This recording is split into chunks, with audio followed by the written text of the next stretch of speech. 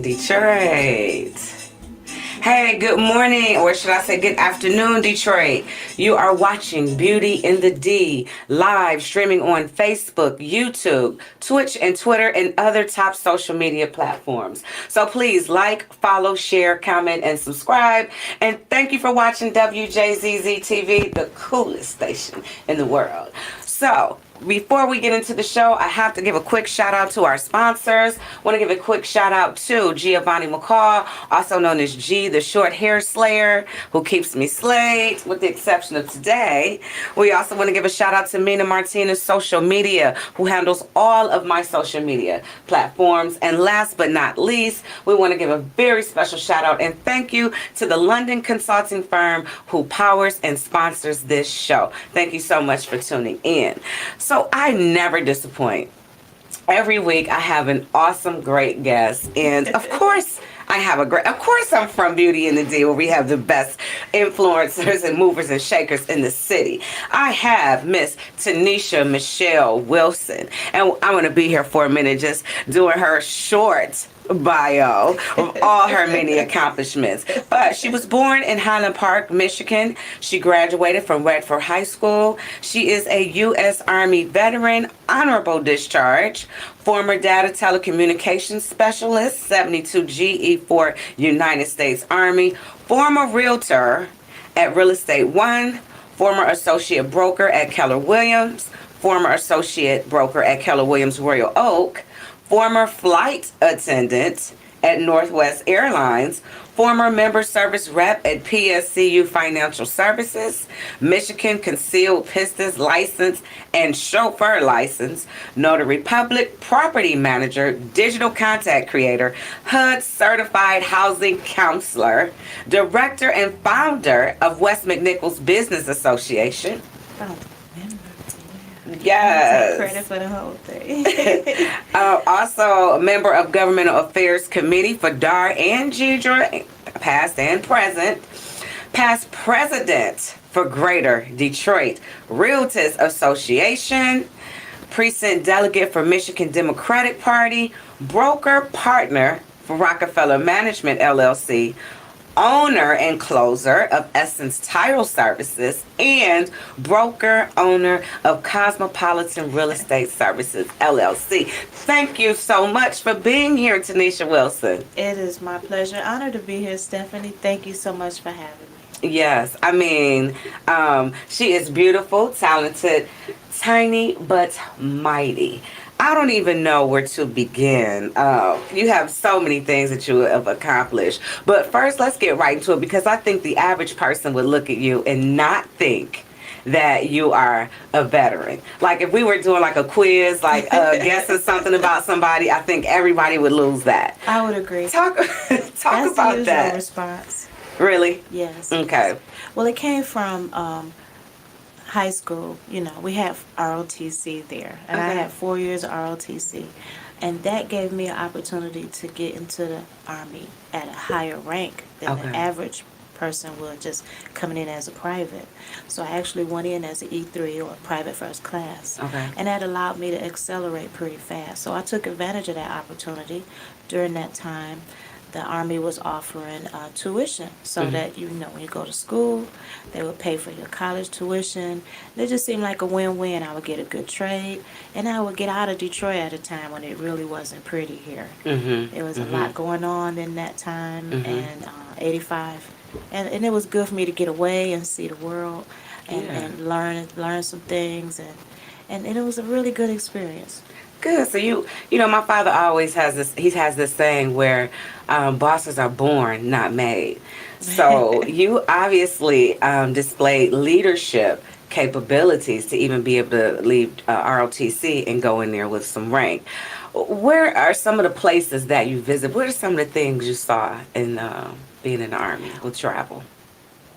Well, my very first experience was going to basic training in South Carolina. Okay. And so that may be why everyone thinks that I'm from down south when they hear my voice. Really? So yeah, we had training in South Carolina, and then I had additional training in Georgia. Okay. And I was stationed in Maryland. So that's where I get this southern drag that people find it hard to believe that I'm from Detroit. Mm-hmm. Or HP. HP. But raised in Detroit, Detroit public schools, and I scored well on the ASVAB test. That's Mm-hmm. the standardized test that you get to go into the military. Okay. And so, as a result of that, I was a data telecommunications center specialist, and I had a top secret security clearance. Okay. And I worked inside of a site that was not too far from the Pentagon, and we were their backup system. Okay. So everything that they did in their computer system, we were tucked away in a mountain somewhere, just like in the movies. Really? It was really there. It was a site that they had carved out of a mountain, and we went in there every day and operated on these computers. And back then, we had the World Wide Web before it even went public. Okay. And I sat at a monitor, and we recorded data, and we transferred circuits when one were down or overloaded. And at the end of the day, we kept logs. And back then, it was reel-to-reel mag tape or punch cards. It was teletype. Wow. And we even had the facsimile before it was out public. So we call it Yeah, fax machine now. okay, yeah. So that's how long ago. But again, that's where I got my technical skills from, being able Okay. to serve in that capacity. And that was in Fort Ritchie, Maryland. Okay. Right outside of D.C. Actually, that site isn't there anymore. They actually sold it off. Really? Correct. It's condos. How ironic, because we're going to transition right Yeah. into how did you get from that into real estate? Well, after all of that traveling and everything, I could have landed anywhere, but I came back to Detroit. Mm-hmm. And Talk about that. yeah, my roots are Detroit, and so I know that's where I have favor. Mhm, I explored a lot of other places, but this is where I choose to be. And my parents, my grandparents, on both sides, everyone in my family saw value in real estate, and they demonstrated value by owning it. And they also were landlords, and each and every one of them, even including my great grandmother, who had a room. Everyone. She rented out a room. Yes, Okay. people come up from down Entrepreneurial south. minded. Mm-hmm. Yeah, and they come up from the south. They stay with their family for a while till they get a job, get their own place, and move on. Then the next one come up, and they Wow. that's how we got people up here. Okay. Yeah, so everyone in my family had real estate. That was just normal for us. Yeah. And as a young person settling down, having kids, first thing you do is you want to have a house. Right. So it was just instilled in It you. was just normal to Yeah. me. Yeah. Now so- that's building generational wealth. Exactly. Because it's the mindset. It starts with the mindset.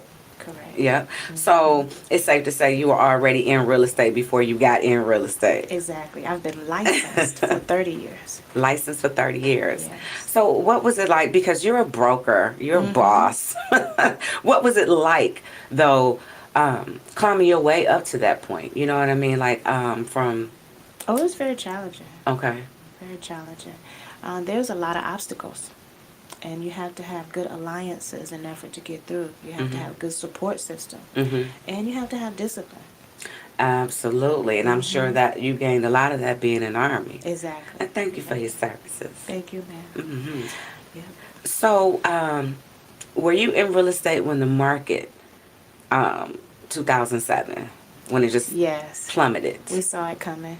We didn't know it was going to trickle across the globe, but it did. Okay. There were a lot of factors that contributed to that don't usually happen. hmm So I started in '94, and it was a lot of different ways that we did things. Matter of fact, we didn't even have the MLS online. The MLS was in a book, and they would deliver us those books like they deliver telephone books.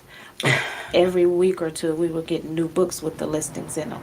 And So you had to really be disciplined and be on Exactly. top of You it. go through the book, you call and say, "Hello, may I set an appointment?" Uh-huh. And then you go pick up the key. And it was much more challenging. It's automated now, but there's still obstacles and challenges. You have to have resources in order to get through and maintain. Well, you know what? Let me ask you this before we go any further. Let's describe the difference between, for you, selling real estate then, when you were going through the books, versus being able to just key in the zip code and the address. Do you think the sales process was more personable then? Do you think the qualities of sales for you were of more quality or more volume now versus then? I could be wrong, but I believe that in the 90s and the early 2000s, People who challenged to be in real estate did it because they had relationships. Okay. They had access and knowledge where they applied to real estate, and they had relationships with people who trusted them to help them with that situation. And somewhere along the way, it became popular, and it was observed that it was profitable. So therefore, everybody wanted to get into it. But I tell you, when I started, it was very few young people. When I was 24 years old doing real estate, I was the baby in the office. Really? Oh, yes. It was more. So you got a lot of experience then. Absolutely. It was more people in the office who were retired from the school district, or retired from GM, or retired from somewhere where they had a following, where they had relationships with people that would come to them so that they can do real estate. And they wasn't sweating whether they got a commission or not because they had a pension already. Right. They had Social Security already. They were relaxed. They wasn't rushed and panicked. You know, they would show you around. They had the time to do it. Yeah. They come pick you up, ride in their big fancy car and go look at houses. Gotcha. And it was a thing, you know. But then when the crash came, and people learned you think what that's that because word, it got popular? Equity became a household word. Okay. Okay. Once everyone really decided what that was, they all wanted it. So we saw a lot of things start changing with the way offers were made, where they were overbid. Really? And they were getting adjustable mortgages. So, you know, a lot of things contributed to it, you know. Then it was the automobile industry wavering and needing a bailout. So those combined things is what contributed to the crash. And that's not often. All right. Well, listen, we're doing our station ID call. You are watching Beauty in the D live, where we discuss power, wealth, and style. We're streaming on Facebook, YouTube, and other social media platforms. So please like, follow, share, comment, and subscribe. And thank you for watching WJZZ Cool TV, the coolest station in the world. We're here today with Miss Tennitia Mechelle Wilson, and we are discussing, of course, power, wealth, and style, but we're talking about real estate and how you build and get to the point that we're going to get right into right now. So we left off talking about how the market plummeted. How did you reinvent, because you didn't have Cosmopolitan Realty at that point? Right. How did you reinvent yourself? Because everybody didn't make it through that time. Well, I had to profession. get other jobs to go along with it. I never let my license lapse. I continued to sell real estate in a different capacity. Where previously you were selling to Mr. and Mrs. Newlywed, or to Mrs. Widow who's retiring and needing a condo. Now you're selling to investors. Now you're selling for the banks. So you're still selling and you're still listing. It's just who's your customer now. And so you adjust and you adapt. And so I started, you know, working with investors and working for the banks and getting their listings and doing BPOs. But yeah, you really just have to adjust. And I did, like you saw in the resume, I was a flight attendant for a minute. Yeah, girl. You know, so it's that like was you awesome. had That had to go 9 with lives. You know what I mean? Yeah. Were you flight attending? I just made that up. And selling real estate at the same time? Exactly. Oh, get out. Exactly. On my off days, I was not flying around on my free privileges. I was selling houses. Yes. Now that's how a real boss do. And so that's the discipline that we're talking about. You know, you have to be true to your craft. Exactly. I was needed.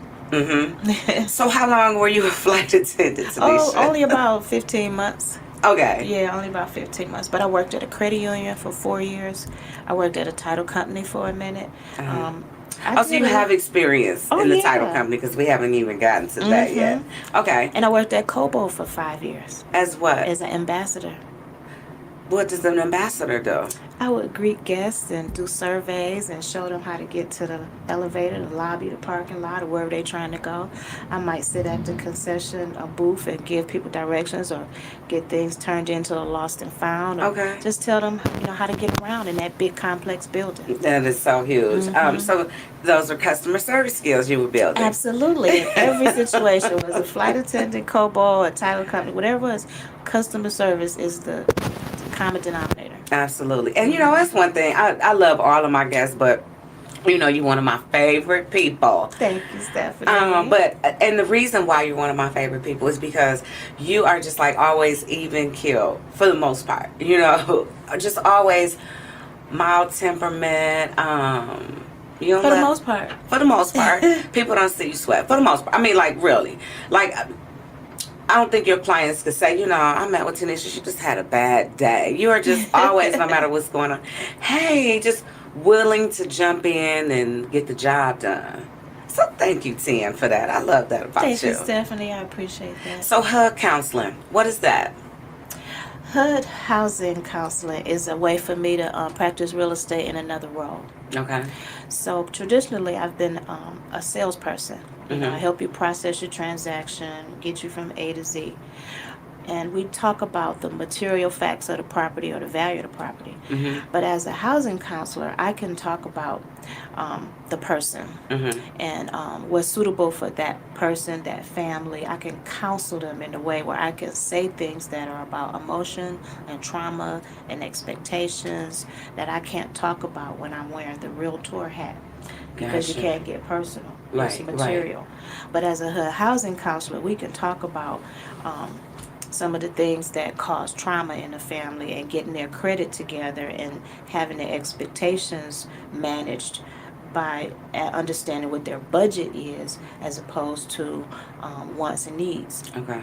So being able to demonstrate to them how to get from renting to ownership. Mm-hmm. You know, as a salesperson, I just write it up, right? Right. But as a HUD counselor, I can show you how to get from this place to that place and be mortgageable.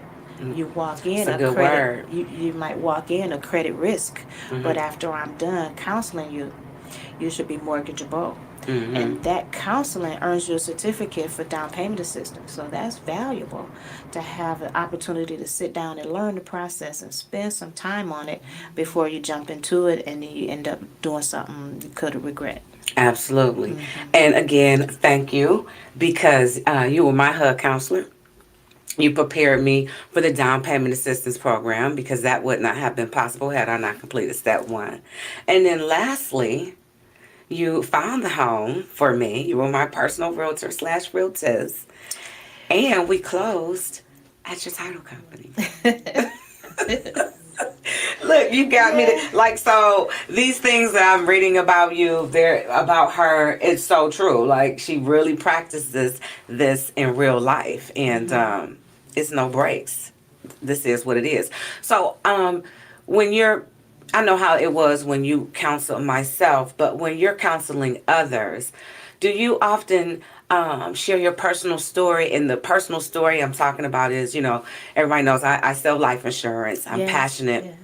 about life insurance. That is the second best way to build generational wealth, with, of course, passing down, you know, property. This helps you protect it. Do you share that story with your clients, you know, to let them know how important it is to Um, own stuff? I don't usually have the opportunity to. Okay. The frequent times that I have shared it, it's been a setting of other people of my peers Mm-hmm. and people who are my colleagues in the real estate industry.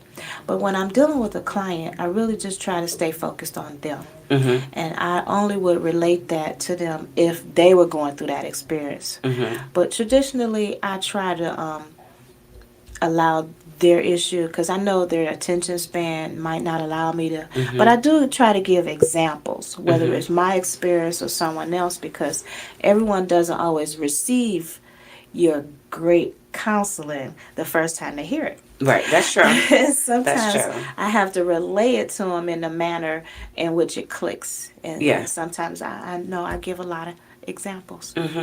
Because at the end of the day, it's about promoting black home ownership. Exactly, So, exactly. what led you to creating Cosmopolitan Real Estate Services, located on West McNichols? Well, I appreciate you giving us the plug. You know, shout out to my Cosmos. You know, I was very dedicated to real estate, and the market shifts and changes, and you grow and you learn. So I did 10 years at Real Estate One and 4 years at KW. But at the end of that fourth year at KW, the market was starting to crash, and you really had Again. to, yeah, that's that time frame. Mm-hmm. You just had to look at, what are your expenses? And I wanted to be a broker to cut expenses.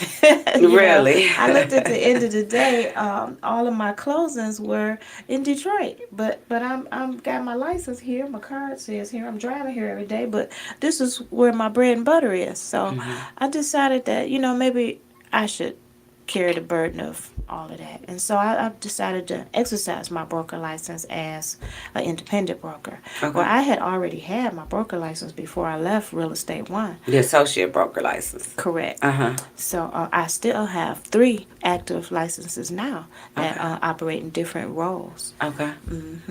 So I'm sure that was challenging. Well, you have to maintain it, and being a veteran, I've seen this, that, and the other. So the real estate market does go up and down. It's like stocks; it goes up and down. But you've been a broker since 2013. That's correct. So you're in it to win it. Exactly. How many agents do you have? Around 20. Okay. Yeah. Are you looking for any more? I wasn't looking for them. They all came to me, and I welcome any others that want to come join us. Yes, we have a very nice, low-key organization where everyone is at their own pace. Mm-hmm. And everyone has their own genre that they want to do real estate in, and I allow that. As long as it's legal. Right, as long as it's legal. Plus, you Right. have so much experience to pass down to them, Yes. because a lot of people think they can just jump in. I've seen it. Jump in, they jump around from different agencies, and then they jump into the broker role, and you have to pay your dues at the end of the day. Oh, say that again. You know. That's what I said. A lot of people jumped in, and with the new commission challenges that's coming up, fewer Everybody's people. talking about that. You just have to know how to handle it. I'm very thankful that Yeah. Real Estate One was a good base to start at. I was there 10 years, and they taught me so much. They taught me the black and white, what's right and wrong. A lot of people still operate in all those gray areas, and I know it's challenging, but I really know that the commission issue is going to weed out some of the people that aren't able to explain it, aren't able to say their value and what they bring to the table, because they might have jumped in the market at the time where it was easy, where everybody Right. was just buying houses anyway. But when the market goes up and down, if you're going to have any longevity, you have to be prepared to handle it. And I know that I can explain to my client why they should pay me. Well said. Well said. Yes. So, do you think that this is right now in the city more so of a buyer's market or a seller's market right now?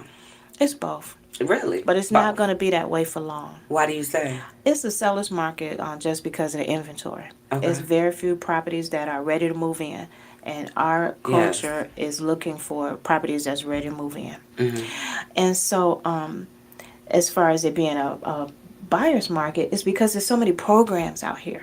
For first-time home buyers. First, second, third, any buyer. Really? It's programs out here for anybody want to buy a house. I didn't realize that. So outside of a first-time home buyer, That's it's some help. correct. So Absolutely. are you saying like for investors or? Well, let's talk about you. When Okay. you bought this house right here, that wasn't your first house. Right. True. Okay. Gotcha. Okay. So what about investors?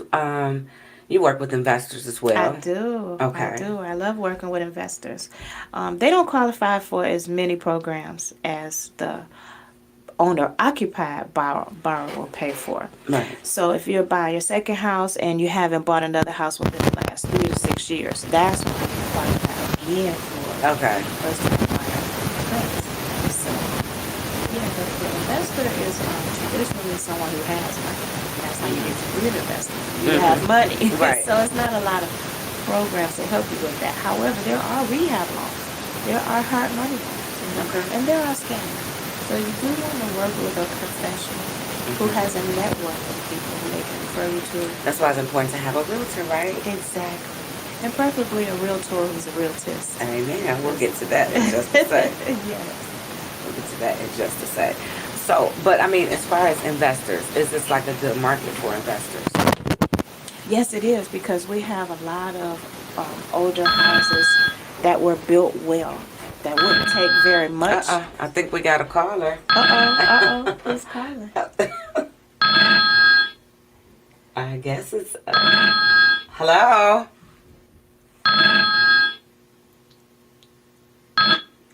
Hello, thank you for calling Beauty and the D. You're live. Hi, how are you all? We are wonderful. How about you? I'm awesome, just fine. I just want to give you guys a call and give you a shout out. Tennitia, you are phenomenal realtors. Girl, you just don't know. You wear so many hats, girl. I mean, it's just unbelievable how many hats you wear, and you still stay poised. Very You poised. never let nobody see you sweat. That's one thing I can say about you, Tennitia. You're a very hard, dedicated worker. You dedicate your time to so many different things. Nonprofit organizations, to your businesses, all the different roles and hats that you wear, from a title company to a real estate broker to a HUD counseling agency to sitting on, as a chair for the National Association of Real Estate Brokers. Girl, you're just doing it. And, I'm super proud of you. I just want to give you a call and give you a shout out. Listen, I know I say it sometimes to you, but listen, there's no other way for me to say it but on this show to you right now, so that way the world can know and the world can hear how proud I am of you and your success. Oh, You just keep going, thank you. keep doing what you're doing, and keep shining, because once again, you're doing it, all right? That means so much. And Thank you. listen, Steph, Yes. I can't forget about you, baby, okay? Oh, Because, thank you. listen, you are a phenomenal woman as well. You are constantly always on the grind, trying to find out the next venture that you need to do to make sure that you elevate. And you have been elevating ever since the day I met you. Okay? Oh, thank the day you. I met you, and that has not been too long. I say within the past 2-3 years, you have elevated to the point to where it takes some people 15, 20 years to get there. But you're focused. Sure. And I say continue to stay focused and continue that drive that you have, because your drive is the compassion that's going to lead you to your success. I love you ladies both. We love you too. Thank you. You got to tell the world who we're speaking with. Oh, you're speaking to Miranda Morrow Bartel. Thank you, Miranda. Also known as Salt. The world needs to know we are Salt and Pepper, okay? And Cinderella. And Cinderella. That's right, Salt and Pepper and Cinderella. We love you. Thank you for those beautiful, kind words. All right, you're welcome. I'm going to keep listening to you all. I'm headed to Sam's Club shopping for Easter. All right, boss lady. Thank you. Okay. Thank All you. right, bye. Yeah. You're watching Beauty in the D Live, where we focus on power, wealth, and style. We are live on Facebook, YouTube, and other social media platforms. So please like, follow, share, comment, and subscribe. And thank you for watching WJZZ Cool TV, the coolest station in the world. We're here today with Tennitia Mechelle Wilson. Okay, so you're also the owner of a title company. We got to shout that out. Yes. What's the name of it? Essence Title Services. Essence Title Services. Yes, right here in Detroit. Okay. So listen, if there are, I do have to shout out your businesses. If there is someone listening who is interested in hiring you as their new realtor, or a person that needs somewhere to grow and learn as an agent, how can these individuals contact you, Tennitia? Well, I'll give you my cell phone number. It is 313-433-0544. And again, that's 313-433-0544. Just give me a call or a text, and I'll respond, and we'll set up a chat. How many African American owned title companies are there here in Detroit, Tennitia? Maybe 5. 5. Maybe Okay. And your number? 4. Congratulations. Thank I don't know you. how you have time to manage all this stuff. And then you also have a social club. I do. Well, I have to admit that, the year of 22 is the year of the partnership. So that year, I formed a partnership for the title company between me and my daughter. Generational Yes, wealth. so she is my operations manager, and Okay. she handles all of the intake and all of the processing, and then she turns it around to me to print it and sign it and get it notarized. So I close it. And we have a back office that processes everything for us, so we do that together in harmony. And then I also partner with my brother as far as the social club. Okay. So he and his girl and their family, they run it most of the time, and I Shout do. out to your brother. Oh yeah, hi Omar. Hey. So yeah, he does a great job on the weekend, and I just get in and out every now and then. I have a couple events, but yeah, we have an awesome facility Yes, that it is. we converted from a church to something that you really just have to see for yourself. So we forgot that. We didn't even put that on the paper. You're a developer. Yeah, that's what they call it now. Yeah, I just thought I was fixing up something. I saw it like pretty much in the beginning stages, remember? Oh, you wouldn't recognize it. I mean, I know you've been there, but woo, it was a lot of work, but it was challenging. We got it done, and a lot of people couldn't see the vision. I saw it from day one. I saw the vision, and I was, feeling that I could handle it, and I did. With the help of my friends and family, I have to say that everyone has chipped in. Everyone has rolled up their sleeve and came and stayed with me till dark and showed up with me in the morning. Where I hired plumbers, hired contractors.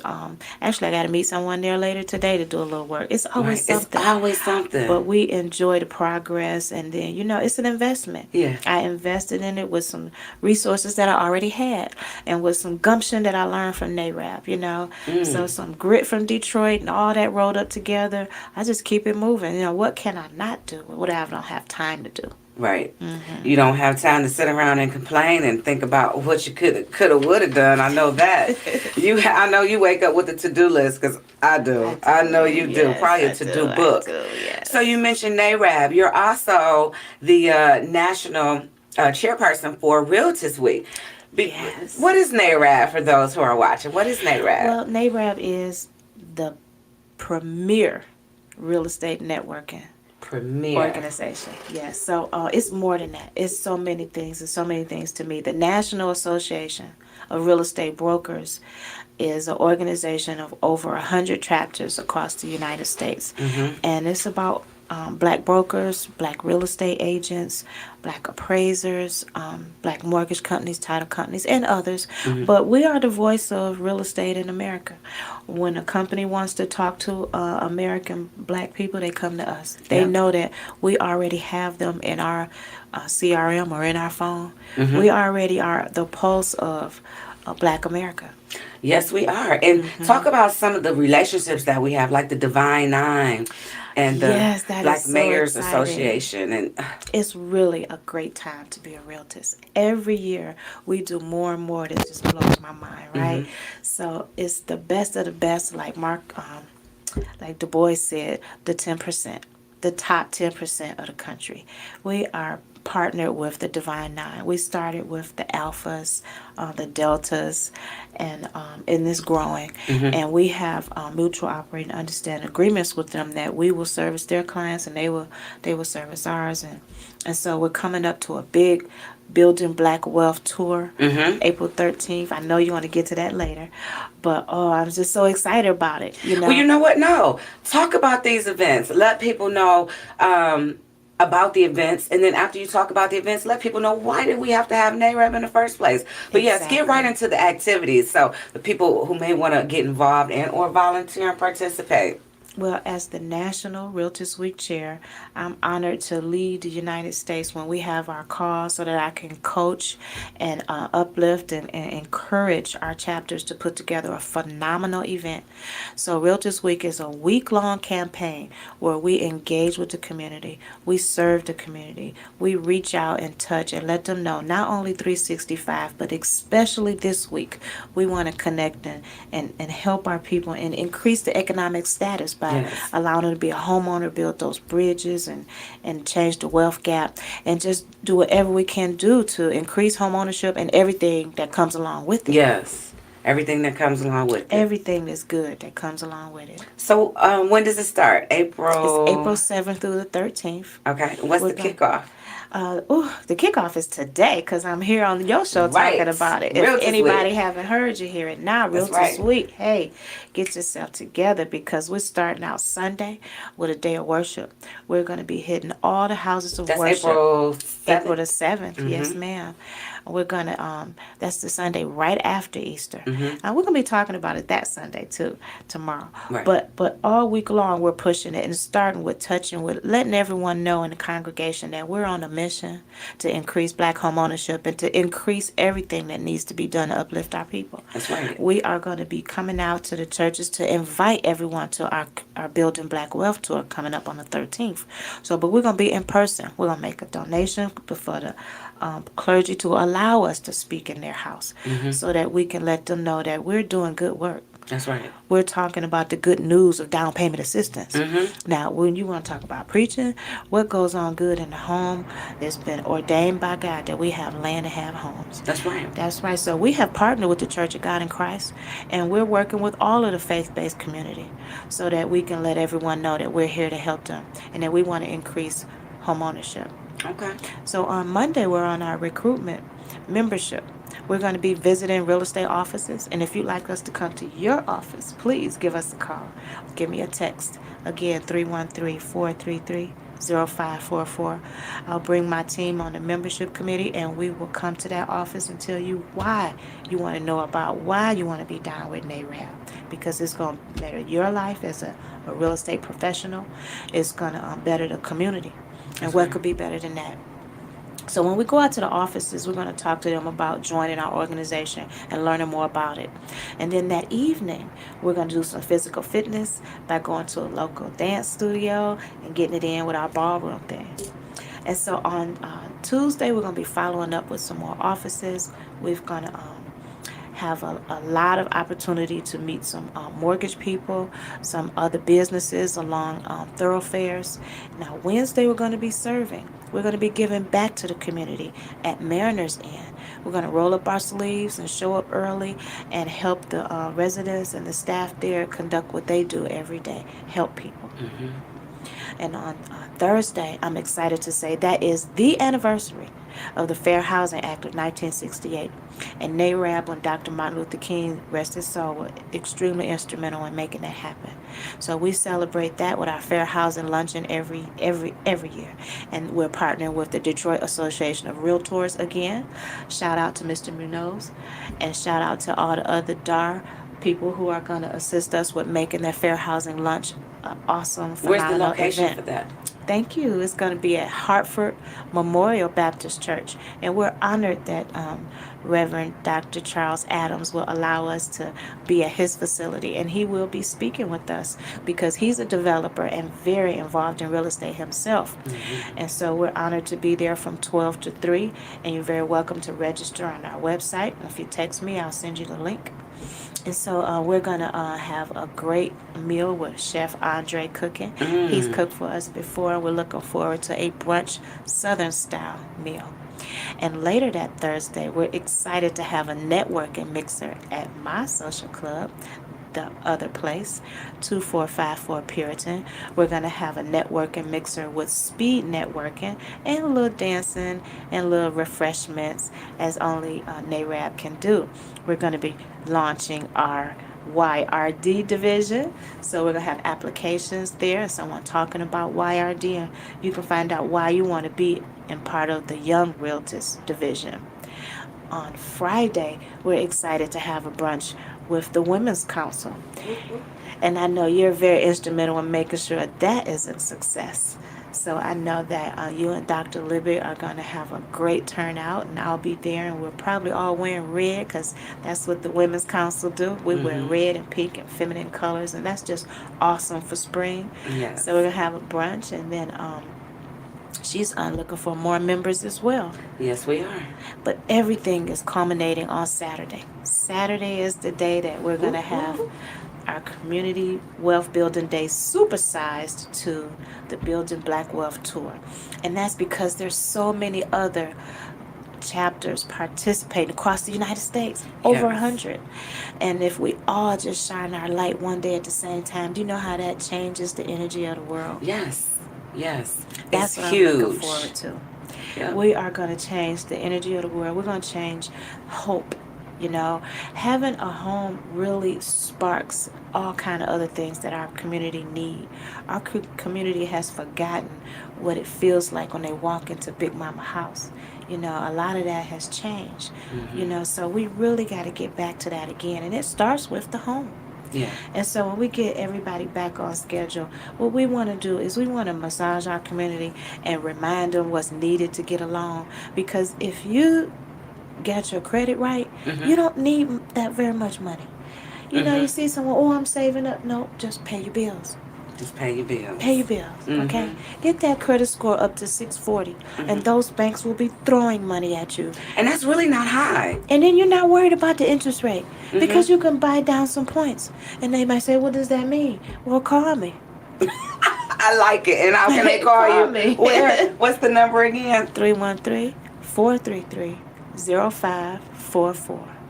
So, Madam Wilson, tell us, what was the need for NARAB in the first place? For those who are like, well, why do I need to be a realtor? Why do I need to come? It was Black Power, because the National Association of Realtors would not let black professionals participate in the real estate trade. Real estate professionals who were licensed and very capable were denied the opportunity to participate in that trade. They tried to Jim Crow block us out, and so we had to band together.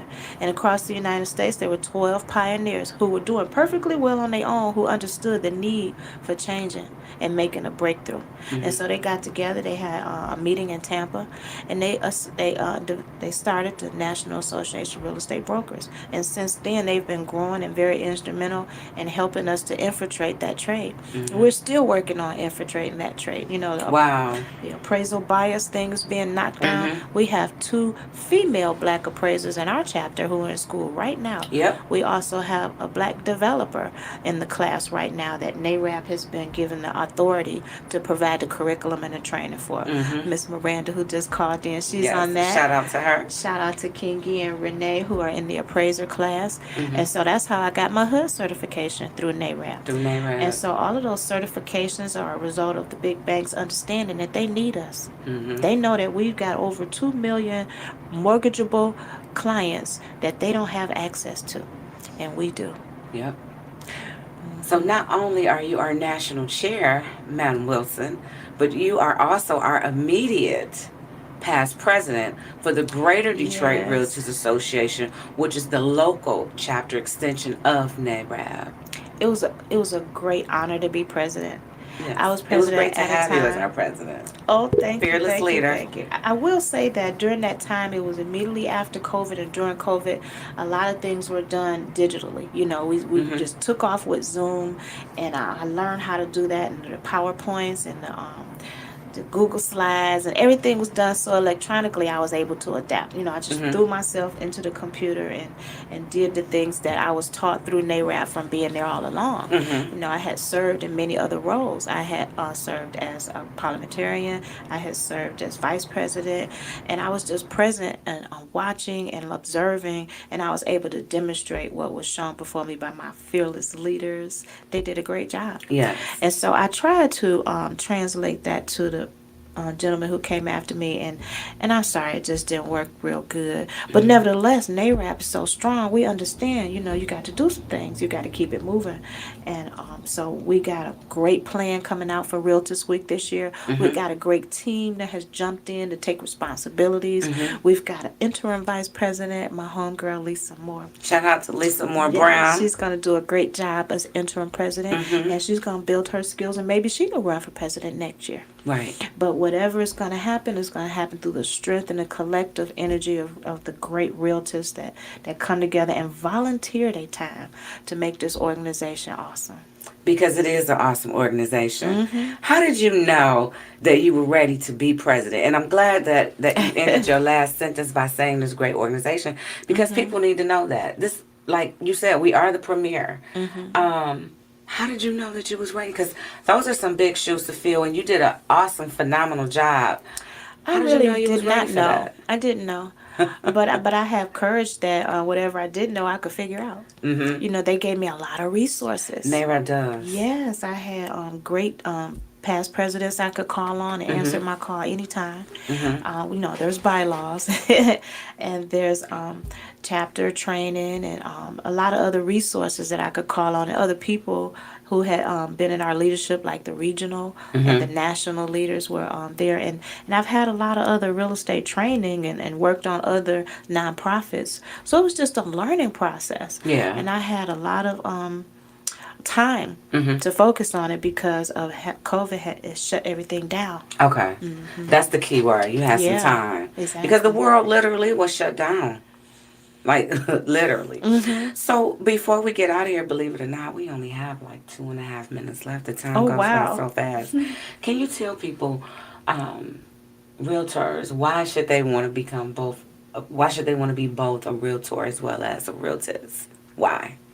Well, I can certainly tell you my reasons, and that's because as a realtor, you have the tools and everything that is required for you to be profitable. But as a realtist, you get the resources and the connections and everything to be more than that. You could be a greater opportunity to serve more people or serve in different capacities. Plus, you get a little bit more cultural camaraderie and a lot more uplifting, and resources is just awesome. Because we really are like our own like fraternity / sorority. It really is. You know, really and truly. We have awesome conferences I'll never miss. Conferences are awesome. Like, we have a great time, but we network, we learn, yes. And before we get out of here, because we got about 1.5 minutes, West McNichols Business Association. I know you want to give them a shout out real quick. That's right, 6 Mile.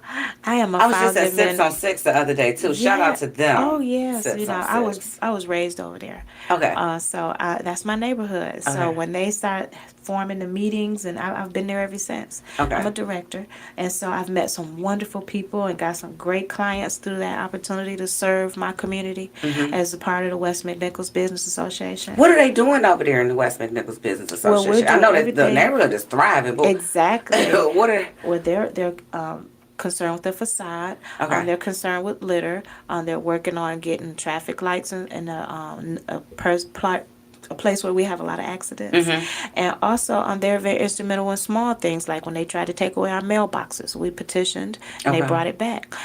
There was a gentleman who was petitioning to get another liquor license. We said, no, we're not going to do that. We got together. Okay. They were trying to put the asphalt plant over here at 96 in Southfield. We got together. We went down there. We wrote letters. We said, no, you're not going to do that. So once again, you got your sleeves rolled up. You stay busy. So the West McNichols Business Association, real quick, is from what side of McNichols to which side? From where to where? It's from Greenfield and 6 Mile down to almost Telegraph. Okay. Yes, and we're growing. Stretch. You know, we want to eventually bump into Live 6, but I think Sinai Grace Yield is in between there somewhere. They're all CDCs, Community Development Corporations, so they're able to bring in funding and help the development, and just take care of the community with the things that need to be done with the thoroughfares and not just the houses. Gotcha. Well, shout out to 6 Mile, and shout out to you, Miss Boss Lady, Thank you, Madam Stephanie. Tennitia Mechelle Wilson. Thank you so much for gracing us with your presence today and giving us a lot of good, valuable information. So thank you, Detroit, for watching Beauty in the D live. We were streaming live on Facebook, YouTube, Twitch, Twitter, and other top social media platforms. Thank you so much for watching. We're here every Saturday from 1 to 2, where we discuss power, wealth, and style, hosted by yours truly, Miss Stephanie Coney. Thank you, and have a blessed holiday, everybody. Happy Take holidays. care. Detroit, you gave me joy. You gave me joy. Detroit, you gave me joy. I remember the feeling you made me feel. Those hot summer days swimming in the